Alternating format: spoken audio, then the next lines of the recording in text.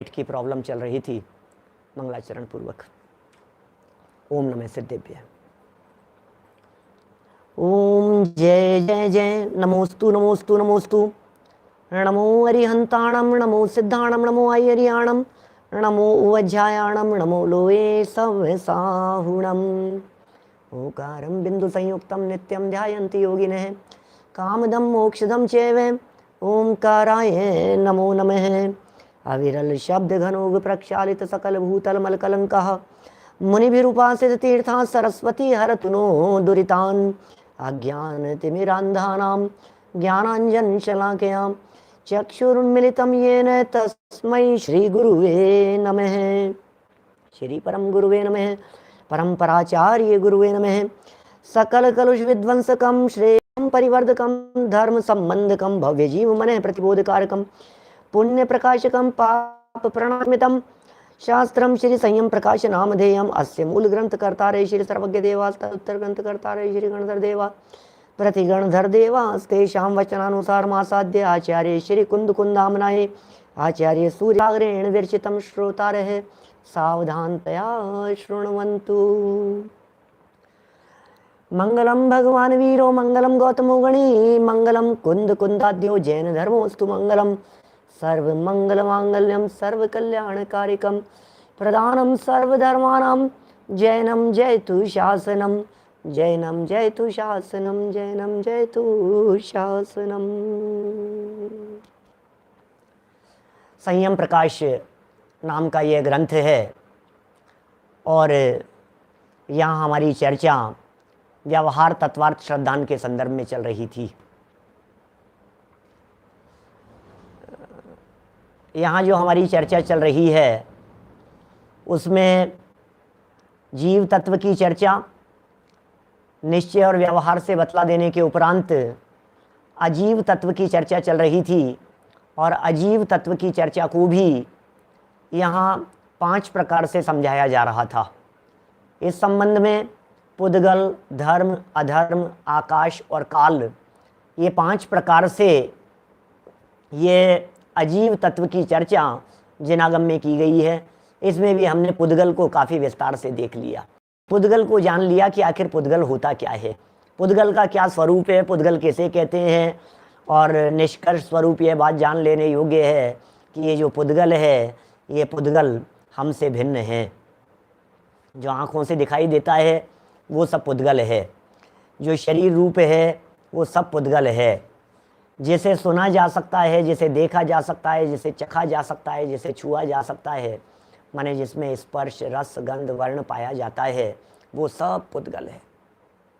ये सब पुद्गल है। कैसा स्वरूप है पुद्गल का, अद्भुत स्थिति है इस पुद्गल की। जब हम देखते हैं तो जहाँ जहाँ मैं पने की अनुभूति हो रही है, लगता है मैं गोरा काला मोटा पतला लंबा चौड़ा ठिगना, मेरा वजन बढ़ गया है, मैं कितना गोरा हूँ, मैं कितना कहाँ हूँ, मेरे दांत कैसे हैं, मेरे बाल कैसे हैं, मेरे बाल सफ़ेद हो गए हैं। अरे भाई तेरे कहाँ बाल हैं, तू बाल से भिन्न है।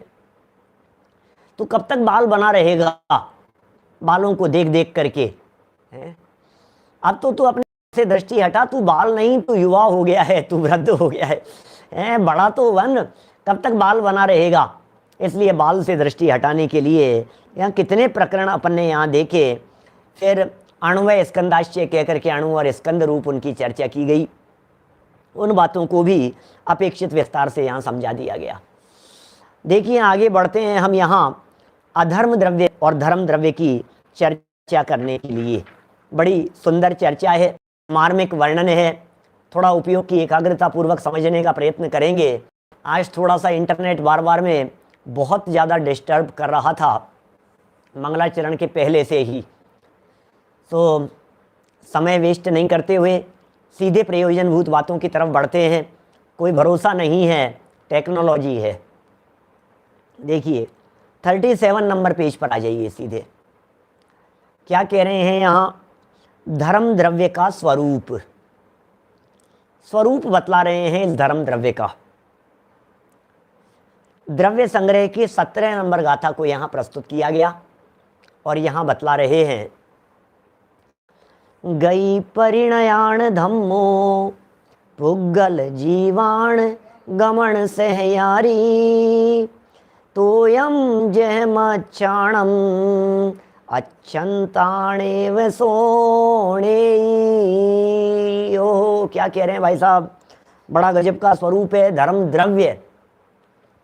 द्रव्य की चर्चा कर रहे हैं। मैं उन साधर्मियों की दृष्टि से बालबोध के प्रकरण को थोड़ा सा यहाँ सामने रखना चाहता हूँ।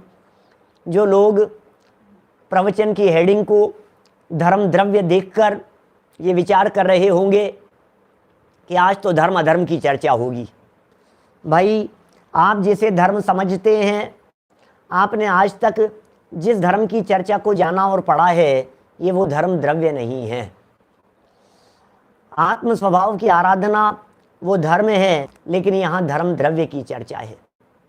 व्यवहार से पूजन पाठ भक्ति आराधना पंच परमेष्ठियों की स्तुति भक्ति को धर्म कह दिया जाता है, उपचार से धर्म कह दिया जाता है, शुभ भाव को उपचार से धर्म कह दिया जाता है। लेकिन यहाँ उसकी भी बात नहीं है। यहाँ तो एक अलग तरह से व्याख्या है धर्म द्रव्य के संदर्भ में, अधर्म द्रव्य के संदर्भ में। एक बात समझ लीजिए, द्रव्य उसे कहते हैं जिसका फिजिकल अस्तित्व हो, क्या, जिसकी मौजूदगी हो, जिसकी सत्ता हो, जिसकी उपस्थिति हो। जैसे जैसे ये एक वस्तु है ना, ये क्या, जैसे ये एक वस्तु है, इस तरह की जो वस्तु हो, उस वस्तु का नाम है धर्म द्रव्य। धर्म द्रव्य कोई चीज है। क्या बात कर रहे हो पंडित जी साहब, धर्म द्रव्य भी कोई चीज है? कि हाँ जी, धर्म क्या चीज है? बोले धर्म एक वस्तु है, धर्म एक पदार्थ है, धर्म में अस्तित्व नाम का गुण है, धर्म में मौजूदगी है, धर्म में सत्ता है, धर्म बने रहता है। क्या काम करता है भैया ये वस्तु? जैसे समझ लीजिए आप, अरे पंडित जी ये क्या चीज है? बोले ये पेंसिल है। बोले क्या काम करती है? बोले लिखने का काम करती है। बोले ये के पीछे क्या है? बोले रबड़ है, क्या इरेजर है। ये मिटाने, ये क्या काम करता है? बोले मिटाने का काम करता है। अच्छा, बोले ये क्या है? बोले ये मोबाइल है। बोले ये क्या काम करता है? बोले चलते फिरते हुए भी बात करने का काम करता है। अच्छा, इसी तरह से आपने कहा बोले धर्म द्रव्य क्या है? बोले एक वस्तु है। बोले काम क्या करती है? बोले धर्म द्रव्य बहुत काम की चीज है। अरे पंडित जी क्या काम की चीज है? बोले धर्म द्रव्य जो होता है ये जीवों और पुद्गलों के गमन करने में सहयोगी होता है। यहां पढ़ते हैं अपन, 3 लाइन पढ़ूंगा, फिर थोड़ी सी चर्चा करूंगा। आज कुछ तर्क भी आपके सामने रखने वाला हूं इस धर्म द्रव्य की उपस्थिति के लिए। धर्म द्रव्य नाम का कोई द्रव्य है, धर्म द्रव्य नाम का कोई पदार्थ है, उसका अस्तित्व है। आलोक जी भाई साहब, कुछ ऐसे तर्क प्रस्तुत करने का प्रयत्न करूंगा। देखिए 37 नंबर पेज पर, जैसे गमन में परिणत मछलियों के लिए, क्या क्या कहा? मच्छाणम, ऊपर शब्द दिया ना, प्रयोग किया, तोयम जय मच्छाणम। जैसे गमन में परिणत मछलियों के लिए जल सहायक है, उसी प्रकार गमन करने वाले जीवों और पुद्गलों के लिए धर्म द्रव्य सहायक है। माने धर्म द्रव्य वो है जो सहायता प्रदान करता है, धर्म द्रव्य वो है जो सहायक है, धर्म द्रव्य वो है जो गमन करते हुए जीवों और पुद्गलों के गमन करने में सहयोगी है, उसे धर्म द्रव्य कहते हैं। यह किसी को प्रेरणा करके एवं धक्का देकर नहीं चलाता, किंतु उदासीन रूप से ही कारण है। धर्म द्रव्य को कारण कह करके पुकारा गया है। कैसा कारण है ये? मछली को चलने में जल जिस तरह से सहयोगी हो, क्या पानी मछली को चलाता है कि नहीं? लेकिन क्या बिना मछली के पानी चल पाती है? क्या कहा? यही तो कहा ना, बिना पानी के मछली चल सकती है क्या? बिना पानी के मछली नहीं चल सकती है। सच्ची है। तो इसका मतलब पानी चलाता है? बोले पानी चलाता नहीं है। इसका मतलब जब मछली को गमन करना हो तो पानी उसमें सहचारी होता है, सहयोगी होता है।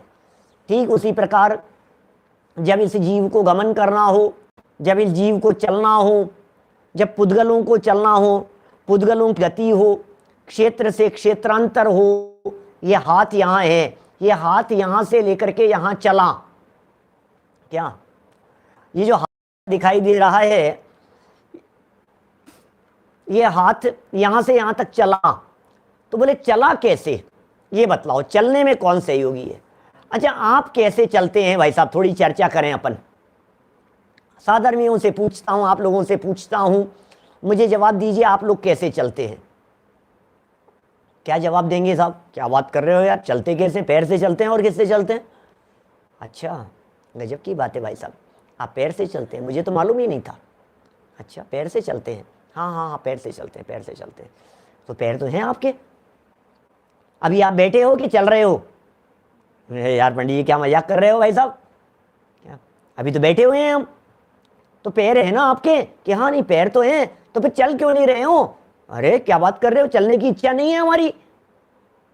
अच्छा, पॉइंट समझ में आया कि आप पैर से नहीं चलते, इच्छा से चलते हो।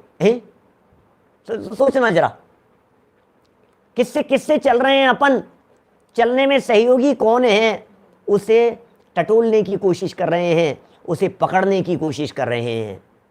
पैर से चलते हो कि इच्छा से चलते हो। यार पंडित जी साहब क्या बात कर रहे हो आप, मजाक बना रखी है आपने। इच्छा से चलते हैं, इच्छा होगी तो चलेंगे, नहीं इच्छा होगी तो नहीं चलेंगे। अच्छा, इच्छा से चलते हो। कभी कभी ऐसा हो जाता है, बैठे बैठे आपका पैर सो जाता है। कभी कभी कई लोगों के साथ ऐसा होता है जब पैरालिसिस का अटैक आ जाता है। कई बार कई लोगों के साथ में ऐसी परिस्थिति बन जाती है जब टाइफाइड हो जाता है, बुखार हो जाता है, फिर आपके पैर तो हैं और आपकी चलने की इच्छा भी है, तो फिर चल क्यों नहीं पा रहे हो। मैं क्या करूं, मेरे ताकत ही नहीं है। क्या हुआ, क्या अब क्या हुआ, शक्ति नहीं है, शक्ति नहीं है, क्या करूं पंडित जी। क्यों, तुम तो पैर से चलते थे ना कि नहीं, क्या करूं। नहीं, तुम तो इच्छा से चलते थे, नहीं क्या करूं, शक्ति नहीं है। अच्छा, तो फिर सीधी सीधी बात क्यों नहीं कहते हो कि शक्ति से चलते हैं। क्या सवाल चलने का चल रहा है, ये जीव चलता कैसे है। हमारे यहाँ जिनागम में एक द्रव्य की कल्पना की है, परिकल्पना की है। अरे कल्पना और परिकल्पना क्यों कहें, साक्षात जिनेंद्र देव भगवान महावीर स्वामी के ज्ञान में एक वस्तु झलक रही है, उस वस्तु का नाम है धर्म द्रव्य, पदार्थ है वो झलक रही है वस्तु, वो ज्ञान का विषय बन रही है। मोशन होता है ना, मोशन, क्या माने ये जो गमन हुआ, वस्तु इधर से इधर चली, तो बोले कई लोग ऐसे हैं जो ये कहते हैं इस गमन करने में, चलने में हवा कारण होती है, हवा के कारण चलता है। क्या ये चलता क्यों है, बोले हवा की वजह से चल रहा है। आप देखिए इस तरह के प्रयोग बहुत सारे होते हैं। हवा नहीं हो तो गमन नहीं हो सकता, ऐसा कहा जाता है। छोटे छोटे से बच्चे होते हैं, थोड़ा प्रैक्टिकल समझने की कोशिश करना। छोटे छोटे से बच्चे, 6 महीने का बच्चा, साल भर का बच्चा, 2 साल का बच्चा, कोई चीज़ खा नहीं रहा है, जिद कर रहा है, और आपने ज़बरदस्ती उसे खिलाने की कोशिश की, उसके मुंह में रख दिया। पता है माताएं क्या करती हैं, मुंह में रख करके ये नाक बंद कर देती है। ये मुंह में रखा और नाक बंद कर दी। अब नाक बंद हो गई तो जो हवा है ना, सांस, वो हवा के साथ में वो अंदर आ जाता है। तो किसी भी चीज़ के गमन करने में हवा कारण बनती है। तो अन्य मतावलंबियों ने हमारे जैनियों के साथ में तर्क किया, अरे यार क्या धर्म द्रव्य लगा रखा है तुम लोगों ने, हम नहीं मानते तुम्हारे जैनियों के धर्म को। जो काम तुम्हारा धर्म द्रव्य कर रहे हैं वो काम तो हमारे हवा से हो जाता है। चलने में कारण यदि किसी को मानना जरूरी है, यदि किसी को कारण मानते हो क्या, तो हम ये कह देते हैं हम हवा से काम चला लेंगे। तो हमारा उन लोगों से ये प्रश्न है, हवा तो खुद चल रही है, तो हवा के चलने में कौन कारण है। पॉइंट समझ में आ रहा है। यदि तुम हवा को चलने में कारण मानते हो तो फिर हवा किसके कारण चल रही है ये बताओ। तो यदि किसी दूसरी चीज के कारण चल रही है तो फिर उस चीज को कारण मानो ना। पॉइंट समझ रहे हैं आप? चलने में वो सहयोगी हो सकता है जो खुद नहीं चल रहा हो। यदि वो खुद भी चल रहा है तो उसके लिए किसी दूसरे कारण की तलाश करनी पड़ेगी। जैसे बहुत सारे लोग दुनिया में ये कहते हैं कि भैया धरती कहीं पे टिकी है, तो कई लोग इस तरह की चर्चा करते हैं कि ये जो धरती है ये तो शेष नाग के फन पर टिकी है। अरे शेष नाग के फन पर टिकी है। फिर हमने कहा भाई साहब ये शेष नाग काहे पे टिका है? बोले शेष नाग तो पानी में है। अच्छा वो जो पानी है वो पानी किस पर टिका हुआ है? आपने कह दिया धरती शेषनाग पे टिकी है। शेषनाग कहाँ है? बोले शेषनाग पानी में है। तो बोले वो पानी कहाँ टिका हुआ है? कि वो धरती के ऊपर टिका है। तो बोले वो धरती कहाँ है? बोले वो अपने आप है। तो हमने कहा पहले वाली धरती को अपने आप मान लो ना। क्या आखिर पहुंचा वहीं रहे हो और फिर उसे कह रहे हो वो अपने आप है? क्या वहां तक नीचे तक पहुंचा करके वो किसके आधार पर टिका है? बोले वो अपने आप टिका हुआ है। तो फिर पहले कह दो कि सभी अपने आप है, फिर क्या दिक्कत है इसमें? अब आपने कहा देखो जो स्वयं चल रहा हो वो चलते हुए को कारण नहीं हो सकता, सीधी सी बात है। कोई ऐसी चीज चाहिए जो खुद नहीं चल रही हो और चलने में सहयोगी हो। नहीं तो न्याय शास्त्रों में ऐसा लिखा है अनवस्था दोष आता है।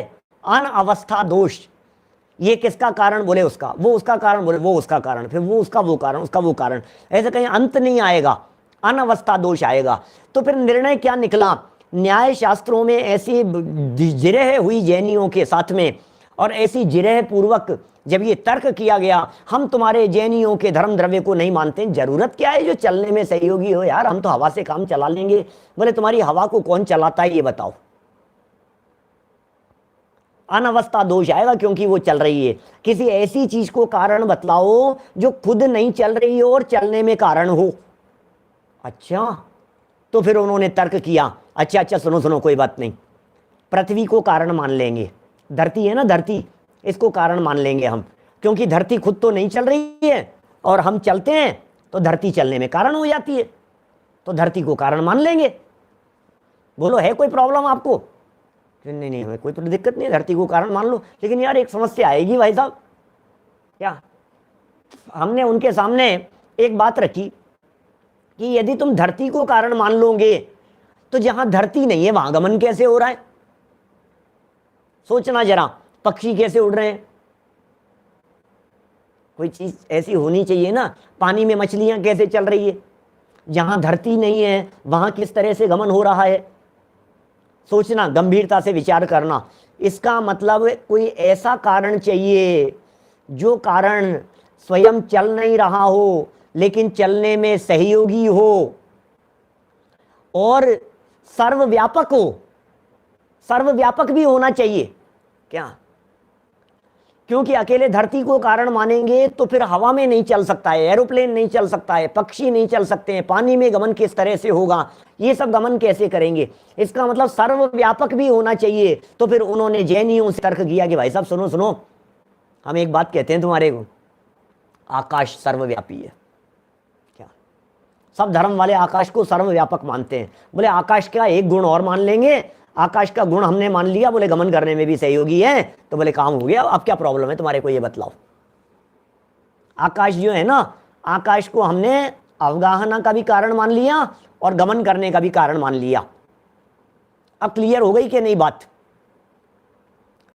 प्रॉब्लम है? बोले प्रॉब्लम क्या है? आकाश को यदि गमन करने का कारण मान लिया जाए तो फिर पदार्थ आलोक में भी चले जाना चाहिए, जबकि आलोक आकाश के अंदर तो कोई पदार्थ जाता नहीं है। अब क्या करें बोलो? इसका मतलब ये है किसी ऐसे पदार्थ का नाम बतलाओ, कोई ऐसा पदार्थ बतलाओ जो पदार्थ स्वयं गमन करता हो, गमन करने में कारण हो, स्वयं स्थिर रहता हो, सर्वव्यापक हो और सर्वव्यापक होते हुए भी आलोक में नहीं हो और लोक में रहता हो। बतलाओ किसी द्रव्य का नाम, किसी पदार्थ का नाम। नहीं तो आलोक में भी चला जाएगा पदार्थ। तो बोले ऐसा कोई पदार्थ आपके समझ में नहीं आ रहा है ना, ऐसा पदार्थ हमारे यहाँ वीतरागी जिनेंद्र देव ने, तीर्थंकरों ने कहा है, उस पदार्थ का नाम है धर्म द्रव्य। उसे धर्म द्रव्य कहते हैं। बोलो ख्याल में आ रही क्या क्या चीज है धर्म द्रव्य? क्यों है धर्म द्रव्य? होना ही चाहिए, होना ही चाहिए। वैज्ञानिक लोगों से जब चर्चा करते हैं तो वैज्ञानिक लोग इस तरह की बातें कहते हैं। एक ईथर, ईथर नाम का पदार्थ है एक, उसे कहते हैं ये गमन करने में सहयोगी है। ईथर की परिकल्पना कर रहे हैं, आप गूगल पर सर्च करेंगे आपको ईथर की चर्चा मिल जाएगी। फिर कहते हैं अरे भाई ये जो ईथर है, ये ईथर में स्पर्श रसगंध वर्ण है या नहीं है? फुदगल है ये तो, जैसे तुम ईथर कह रहे हो क्या। और जिसे यहां हम धर्म द्रव्य कह रहे हैं, ये धर्म द्रव्य अमूर्तिक है, ये धर्म द्रव्य एक है, ये धर्म द्रव्य अखंड है, ये धर्म द्रव्य पूरे लोक में है और आलोक में नहीं है। ये स्वयं गमन नहीं करता है, लेकिन इसमें एक गुण आ जाता है जो गमन करने में सहयोगी होता है। ऐसा धर्म द्रव्य। कुछ बात समझ में आई क्या? क्या क्या चल रहा है क्या? ये जो प्रकरण चल रहा है, इस प्रकरण को एक बार गहराई से समझने की चेष्टा करना। ये बड़ा गजब प्रकरण है। आपको धर्म द्रव्य समझ आ रहे हैं, यहां धर्म नाम के वस्तु की चर्चा चल रही है क्या? धर्म वस्तु की चर्चा कर रहे हैं हम, धर्म नामक पदार्थ की चर्चा कर रहे हैं। ऐसे बहुत सारे तर्कों से मैंने बालबोध पाठमालाओं के अंदर समझाया है। कितने लोगों ने सुना होगा आप लोगों में से, पता नहीं मेरे को। बच्चों की किताबों में जब बालबोध पाठमाला भाग 2 6 द्रव्य जब मैंने पढ़ाए, तब इस तरह के तर्क देकर के समझाए थे। कि इनको याद होगा कि उन्होंने सुना होगा, पता नहीं। 6 द्रव्यों की चर्चा जबकि बातें छोटी छोटी सी है, लोगों को सुनने में लगता है अरे यार पंडित जी बालबोध हम तो बहुत बड़े हैं, हम तो बहुत बड़े हैं। अरे पढ़ने लायक है, ऐसा है। बेसिक सारे क्लियर होने चाहिए, कंसेप्ट क्लियर होने चाहिए, दिमाग में ये बात पक्की होनी चाहिए कि ये धर्म नाम का है कोई द्रव्य, अस्तित्व है। भाई साहब, सर्वज्ञ भगवान की वाणी है, जिनवाणी कह रही है, मेरी माँ कह रही है, दुनिया इधर से उधर हो जाए, लेकिन मैं इस बात को स्वीकार करता हूं। देखिए किस तरह वो धर्म नहीं जिसे दुनिया धर्म कह रही है, हम जिसे धर्म कह रहे हैं, ये धर्म कुछ और चीज है क्या? पुण्य नहीं, न पुण्य की चर्चा है, न धर्म की चर्चा है, न आत्मा की अनुभूति की चर्चा है, न शुद्धोपयोग की चर्चा है। यहाँ वस्तु की चर्चा चल रही है। किस किस को? जीवों और पुद्गलों को चल रहे हैं। चलने में सहयोगी है। एक भ्रम तो टूट जाए, हमने इनको चलाया, हम इनको पकड़ करके लेकर के आए। पंडित जी आ नहीं रहे थे, हम सुनाने के लिए लेकर के आए। तुम हो कौन? निमित्त बनता है धर्म द्रव्य क्या? निमित्त बनता है धर्म द्रव्य। गमन करने में सहयोगी है, चलने में सहयोगी है। देखिए जरा, ये सब छोटी छोटी सी बातें चल रही है, लेकिन महत्वपूर्ण है। देखिए, जीवों और पुद्गलों के लिए धर्म द्रव्य सहायक है। यह किसी को प्रेरणा करके या धक्का दे करके चलाता नहीं है क्या? किसी को प्रेरणा दे के चलाता नहीं है। ये देखिए, इसे जवाब दे दिया, धन्यवाद। 37 नंबर का प्रवचन है बालबोध का, यहां भी 37 पेज पर है। कैसा सुन ले। परिभाषा याद से थोड़ी ना काम चलता है जब तक स्वरूप नहीं समझ। फिर लक्षण निर्देश परिभाषाएं जानो और फिर परीक्षा करो। तर्क की कसौटी पर कस करके देखो, बात पक्की हो जाएगी कि भाई सब चलने में सहयोगी है, ये धर्म नाम का द्रव्य। देखिए और समझाते हैं, यहां थोड़ा सा इसी बात को और समझाने का प्रयत्न कर रहे हैं। जैसे स्वयं चलते हुए रेल के इंजन को चलने में लोहे की पटरी उदासीन रूप से सहायक है क्या? क्या कह रहे हैं यहां पर? स्वयं चलते हुए, स्वयं चल रहे हैं, स्वयं चलते हुए, माने देखो ये बड़े गजब की चर्चा है। स्वयं चलते हुए पॉइंट नोट करने योग्य है, समझने योग्य है। मैं सब साधर्मियों से कहना चाहता हूं, एक एक शब्दों की वैल्यू होती है।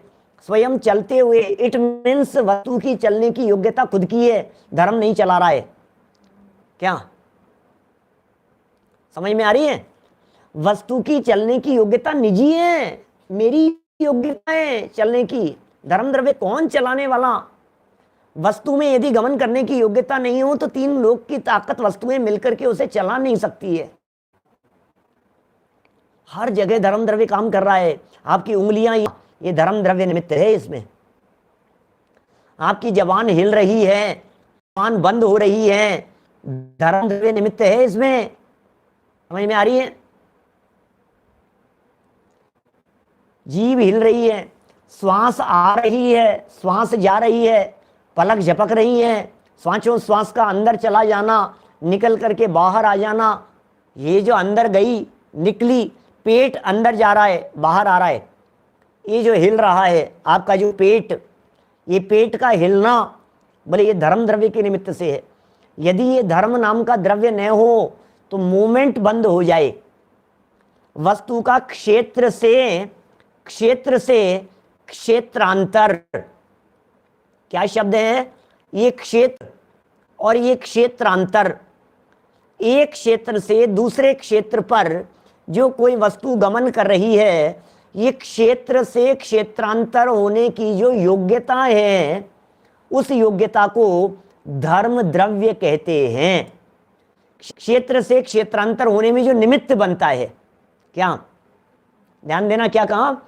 क्षेत्र से क्षेत्रांतर होने में जो निमित्त बनता है वो धर्म द्रव्य है, और जो योग्यताएं वो इसकी क्रियावर्ती नाम की शक्ति है। क्या? वस्तु की क्रियावर्ती नाम की शक्ति है। ये वस्तु यहां से यहां गमन क्यों कर रही है? इस वस्तु ने इधर से इधर, शक्ति की मैं बात कर रहा हूं, ये शक्ति दो ही द्रव्यों में पाई जाती है, एक जीव द्रव्य में पाई जाती है और एक पुद्गल द्रव्य में पाई जाती है, बस। कौन सी शक्ति की बात कर रहा हूं? एक जीव द्रव्य में पाई जाती है और एक पुद्गल द्रव्य में पाई जाती है। कौन सी शक्ति? बोले क्रियावर्ती नाम की शक्ति। क्रियावर्ती शक्ति किसे कहते हैं? एक जगह से दूसरी जगह पर चले, इस शक्ति का नाम है क्रियावर्ती शक्ति। रोटी फूल रही है, गमन कर रही है, यहां से यहां चल करके कोई चीज आई है, गाड़ी यहां चल रही है, जितना पंखा चल रहा है, हवा बह रही है, कुछ भी चल रहा है, वो सब धर्म नाम का एक द्रव्य है। अरे उसका नाम द्रव्य धर्म है। हमारे धर्मचंद जी साहब, तो आप धर्म हो क्या? बोलो। अरे साहब मुझे धर्म करना है, मुझे धर्म करना है, तो धर्मचंद जी का जाके हाथ पकड़ लो, अब खूब धर्म करो। नहीं मुझे धर्म करना है। अरे भाई छोड़ मुझे, नहीं मुझे धर्म करना है। अरे तो मुझे तो छोड़ दे भाई। अरे इनका नाम धर्म है, समझ में आ रही है बात? का नाम धर्म है, तो जो गमन करने में सहयोगी पदार्थ हो उसका नाम धर्म है। ये नाम से है, हमें हमारे दिमाग में चढ़ा रहता है धर्म धर्म धर्म धर्म। अरे भाई तो तेरे दिमाग में जो धर्म समझ रखा है वही धर्म होता है क्या? क्या नाम महावीर हो तो अर्घ चढ़ाओगे क्या आप जाकर के? महावीर जी साहब, हमारे जवेरी बाजार मुंबई वाले, बोलो अर्घ चढ़ाएं आपको? क्या करें? अरे नहीं, क्या क्या क्या बात कर रहे हो? अरे तो फिर यही तो कह रहे हैं यहाँ पर, ये धर्म है, ये धर्म द्रव्य है, ये धर्म नाम का पदार्थ है। ये चलाता नहीं है, चलने की योग्यता वस्तु में चाहिए। वस्तु में जब चलने की योग्यता होती है तो ये चलने में सहयोगी होता है। बराबर? देखिए वस्तु है, ये बात क्लियर हो गई है। रेल के इंजन का उदाहरण देकर के चर्चा कर दी। पहले मछली के गमन करने का उदाहरण देकर के चर्चा कर दी थी। मछली कौन चला रहा है? चलती है, अपनी योग्यता से चलती है।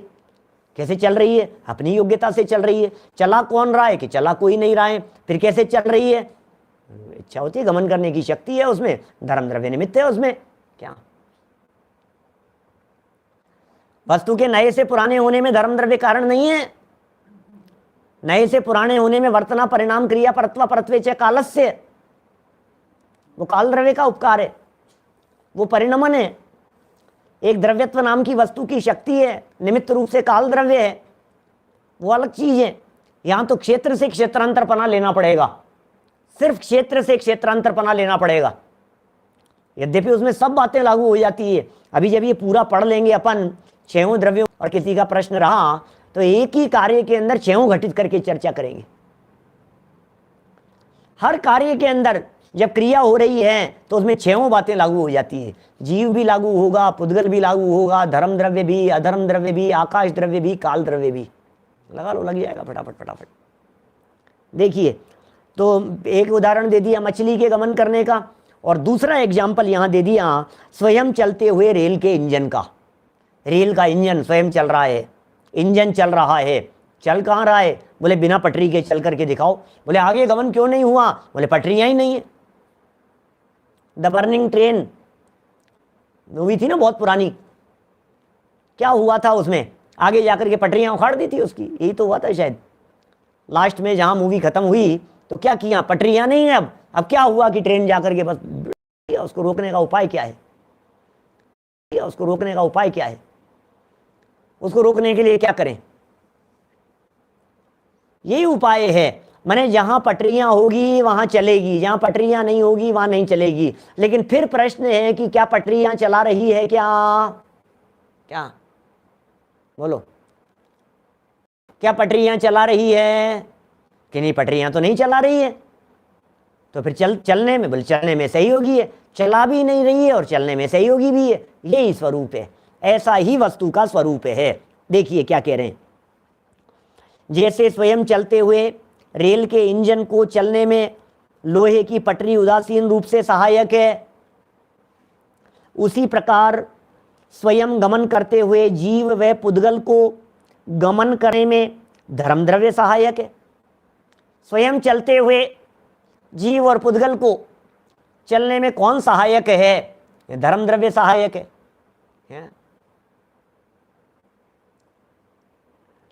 यदि ऐसा नहीं माना जावे तो जीव अष्ट कर्मों का नाश करके शरीर को छोड़कर अपने ऊर्ध्व गमन स्वभाव से ऊर्ध्व गमन करते हैं। ऐसा नहीं माना जाए तो क्या होगा, सुनना सुनना, बड़ी बड़ी गजब की बात है, बड़ी गजब की बात कह रहे हैं। यदि ऐसा न माना जावे, यदि इस बात को नहीं माना जावे तो क्या आपत्ति आएगी। तो जो जीव अष्ट कर्म का नाश करके शरीर को छोड़कर अपने ऊर्ध्वगमन स्वभाव से ऊर्ध्वगमन करते हैं, ध्यान आ रही है कि आपको बात, 2-3 पेज पहले चर्चा की थी, सिद्धो सो विस्सोड़ गई, ध्यान क्या, जीवो गई नहीं कही, ऊर्ध्वगमन स्वभाव है। फिर उसके लिए अग्नि की शिखा का उदाहरण दिया था, क्या माने सोचिए जरा यहां क्या कह रहे हैं, माने ये जो कह रहे हैं अग्नि की शिखा के समान, और क्या क्या उदाहरण दिए थे, वो लकड़ी की वो जो संदूक थी जिसके ऊपर लेप लगा हुआ था, एरंड के बीज के समान कह दिया गया था, अपने आप ऊपर जाने वाले के समान, अग्नि की शिखा के समान, और उसके कुम्हार के चाक के समान। बोले ऊर्ध्वगमन स्वभाव है, ये जीव हमेशा ऊपर जाता है। तो सिद्ध हो जाने पर, भगवान बन जाने पर ये ऊपर चला गया, क्या बोलो, ऊपर चला गया ये।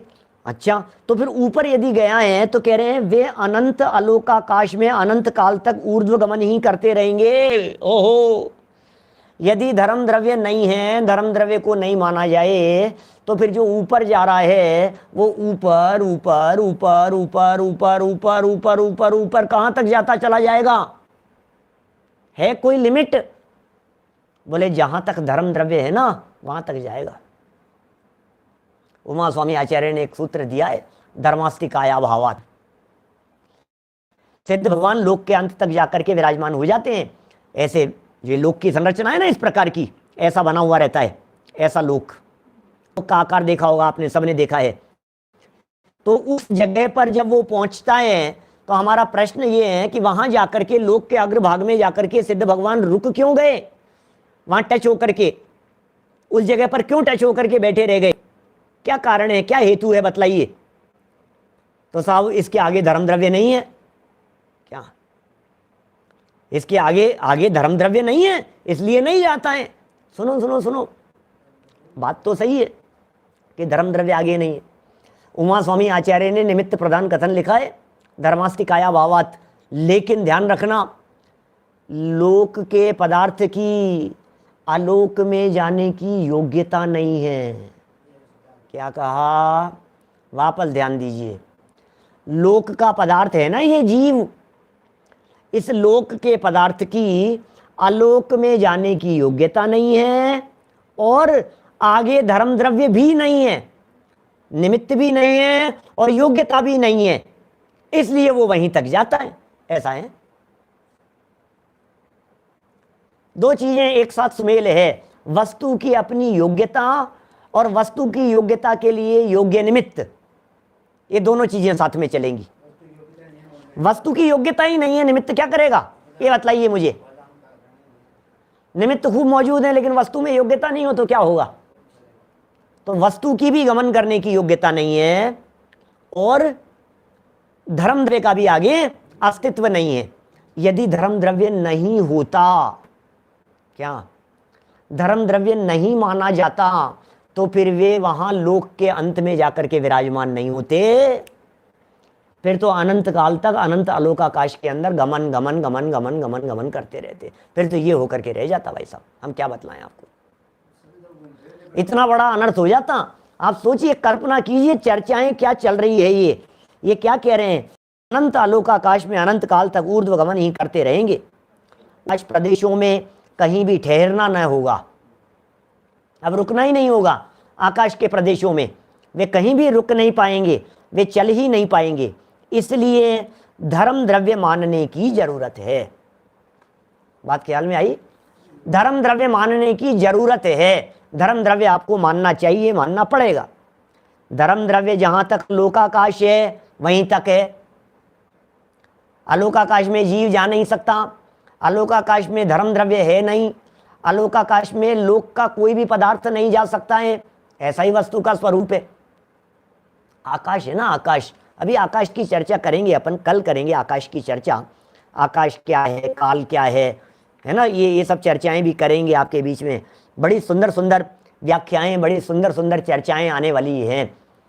हम कितना झेल पाते हैं इन सब बातों को, ये हमारी पावर चाहिए। झेलने की भी तो ताकत चाहिए, समझने के लिए अंदर से पौरुष जगना चाहिए कि नहीं, कि हाँ हम समझने के लिए तैयार बैठे हुए हैं।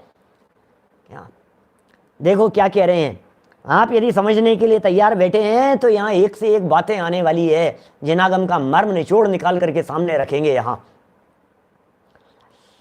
इसलिए धर्म द्रव्य मानने की जरूरत है। धर्म द्रव्य जहां तक लोकाकाश है वहीं तक है। यही कारण है कि अलोकाकाश में धर्म द्रव्य का अभाव होने से जीव का गमन रुक जाता है। ओहो, क्या कह रहे हैं, अलोकाकाश में धर्म द्रव्य का अभाव होने से जीव का गमन रुक जाता है। बिल्कुल ऐसा ही है। और उस मुक्त जीव के पूर्व शरीर वर्ती मस्तक के आत्म प्रदेश लोक के अंत में जाकर ठहर जाते हैं। ओहो, क्या क्या बात कह रहे हैं भाई साहब, सुनना जरा, बड़ी गजब की बात कह दी गई है यहां।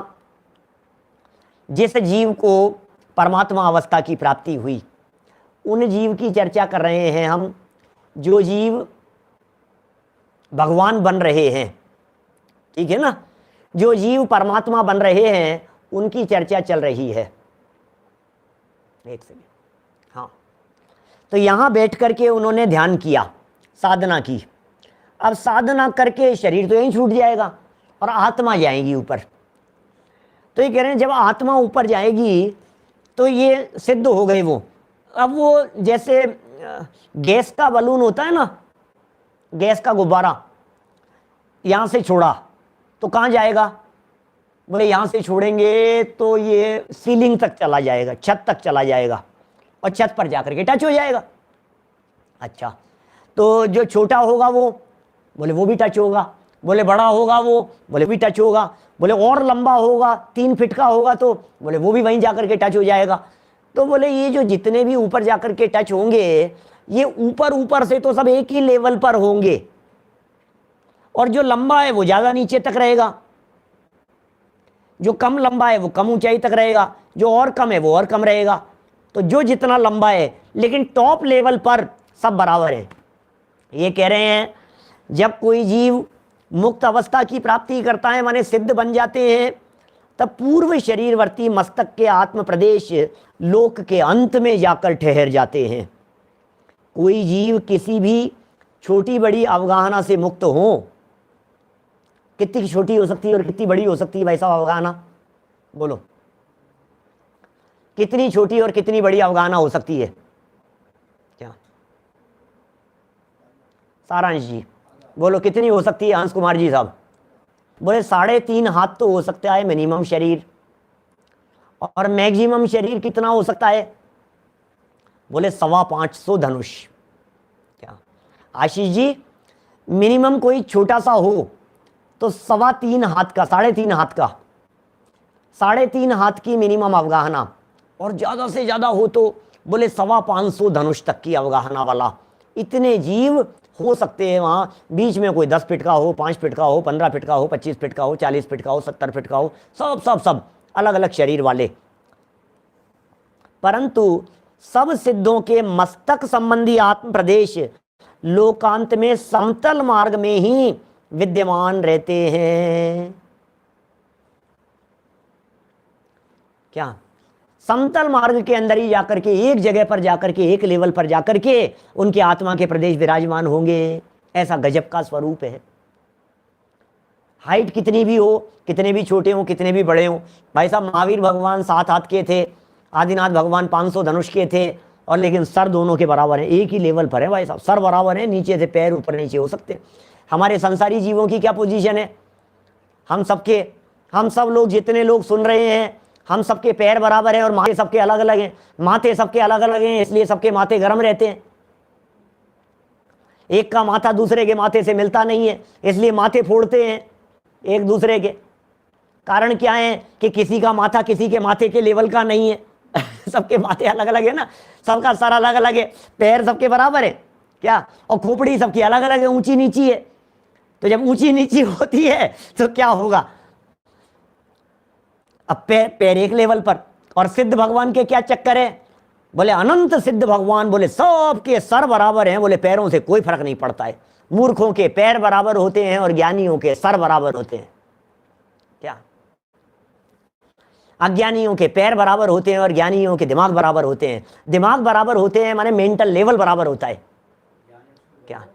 मेंटल लेवल बराबर होता है मतलब सोच बराबर होती है, माने उनका दृष्टिकोण बराबर होता है, माने वे हर बात को अलग दृष्टिकोण से सोचते हैं। अनंत ज्ञानियों का एक ही मत होता है, और एक अज्ञानी के बोले ये तो पैर ही ऊंचे नीचे करके चलता है, इसको तो इसको चल क्या कहें, इसको इसके खुद के ही पैर बराबर एक साथ नहीं रहते हैं, क्योंकि चलेगा तो एक ऊंचा हो जाएगा, दूसरा नीचा हो जाएगा। तो अज्ञानी जीव का खुद का चिंतन, खुद का दिमाग, खुद की सोच, खुद की बुद्धि, ये खुद ऊंची नीची रहती है। और ज्ञानी जीवों का क्या हाल है? बोले सब बराबर है। एक हो तरण काल मां परमार्थनो पंथ, परमार्थ का मार्ग 3 काल में एक है भाई साहब, भी हो चाहे। आदिनाथ भगवान की जो मान्यता है वही नेमिनाथ भगवान की मान्यता है, वही शांतिनाथ भगवान की मान्यता है, वही चंद्रप्रभ भगवान की मान्यता है। अनंत ज्ञानियों का एक मत है, अनंत सम्यक दृष्टियों का एक मत है। सिद्ध भगवान भी सम्यक दृष्टि है, असंख्यात सम्यक दृष्टि जीव मध्यलोक में, अधोलोक में, ऊर्ध्वलोक में, और अनंत सिद्ध भगवान सिद्धालय में सम्यक दृष्टि, क्षायिक सम्यक दृष्टि, सब एक समान लेवल वाले, सबके मस्तक बराबर हैं। ठीक है, तो ये कह रहे हैं आत्म प्रदेश लोकांत में समतल मार्ग में ही विराजमान रहते हैं। देखिए जरा, यही धर्म द्रव्य नहीं होता, यदि धर्म द्रव्य नहीं होता तो मुक्त जीवों का ठहरना ही नहीं होता। क्या करें भाई साहब, क्या कह रहे हैं? यदि धर्म द्रव्य नहीं होता तो मुक्त जीवों का ठहरना ही नहीं होता। अतएव जैन शास्त्रों में धर्म द्रव्य का अस्तित्व माना गया है। जैनेतर शास्त्रों में यह धर्म द्रव्य का वर्णन नहीं देखा जाता। कहाँ से मिलेगा? इतने तर्क तो कह दिए। उन्होंने कहा पृथ्वी से मान लेंगे, उन्होंने कहा हवा से मान लेंगे, उन्होंने कहा आकाश से काम चला लेंगे, उन्होंने कहा इससे चला लेंगे, उन्होंने कहा उससे चला लेंगे, बोले इच्छा से चल लेंगे, बोले उससे चल लेंगे। वैज्ञानिक लोग नई बुद्धि वाले कहते हैं ईथर से काम चला लेंगे। है ही नहीं कहीं धर्म द्रव्य की चर्चा। ये जिनागम की अद्भुत चर्चा है भैया, धर्म द्रव्य की चर्चा। अधर्म द्रव्य का स्वरूप और 4-5 मिनट लेंगे। धर्म जिसके समझ में आ गया उसके अधर्म समझ में आ जाएगा। धर्म और अधर्म इसमें क्या है?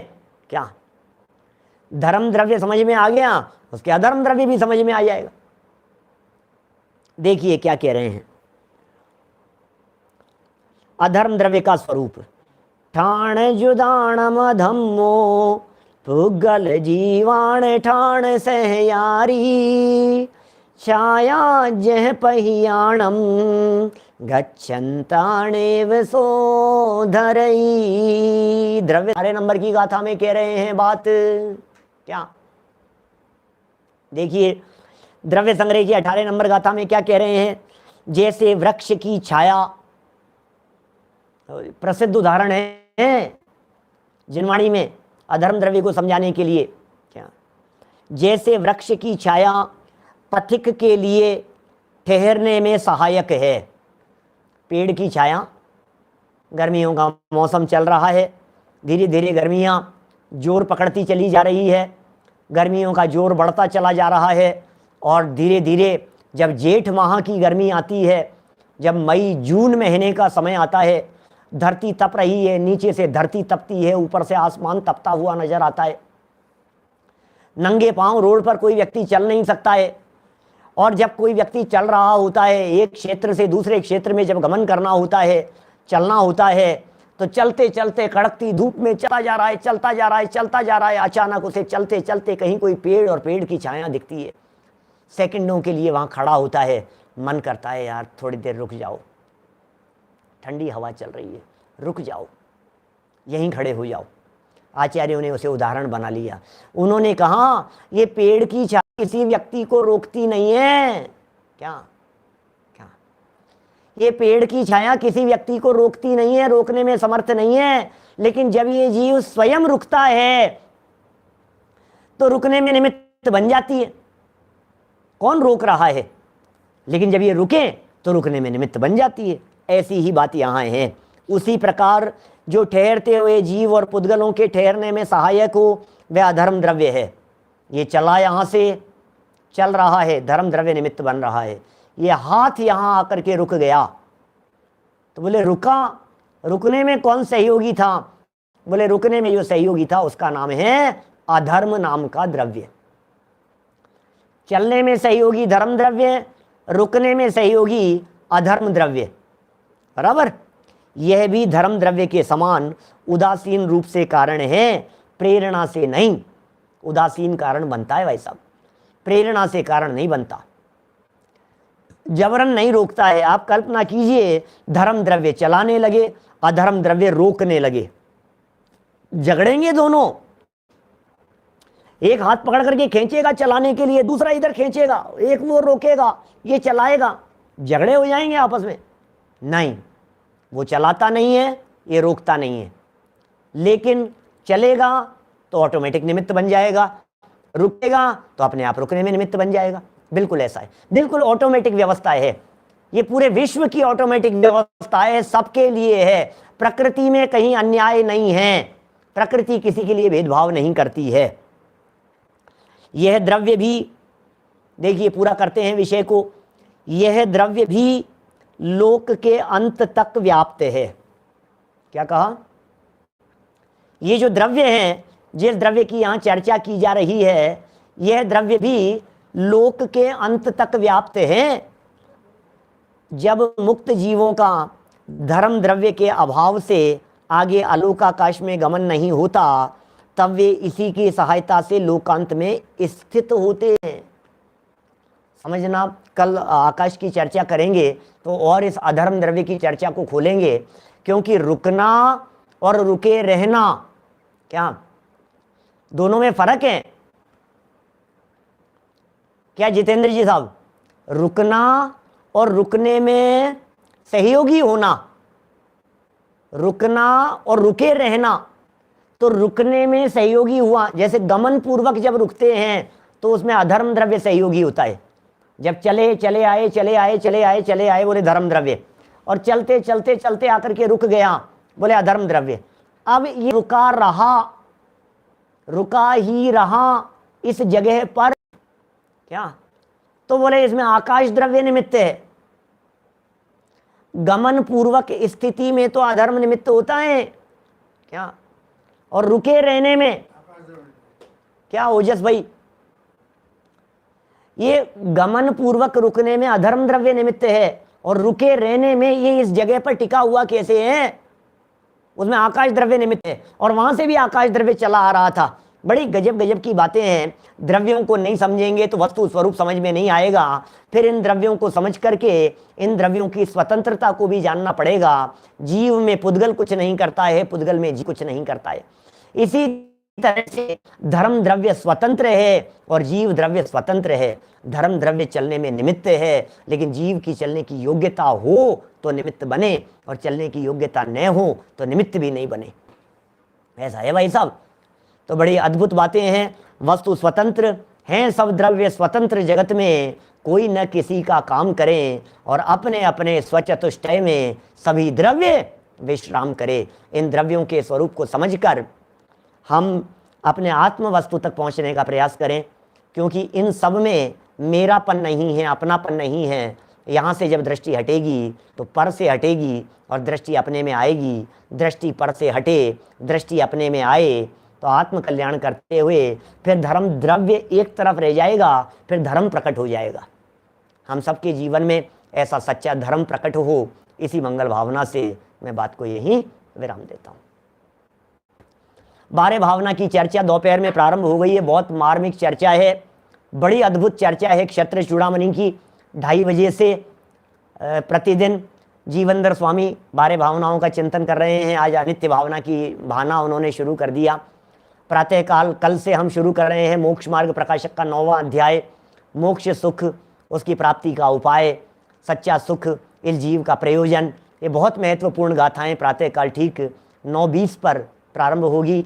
2:30 बजे क्षत्र चूड़ामणि की चर्चा प्रारंभ होगी। रात को 8 बजे पुनः मिलेंगे आपसे आकाश द्रव्य संबंधी कुछ विशेष नई चर्चाओं को लेकर के। और कल परसों जो मैंने आपको थोड़ा सा कोरोना के संदर्भ में बोला था, वो सारे दुनिया भर में घूम रहा था, उसे भी यूट्यूब पर डाल दिया है, तो आप उसका भी लाभ ले सकते हैं। जनवाणी स्तुति। निज निधि निज में बताई, यह अनंत उपकार है, उसके लिए जिन वाणी माँ को वंदना शत बार है, वंदना शत बार है। 9 बाणों का मंत्र।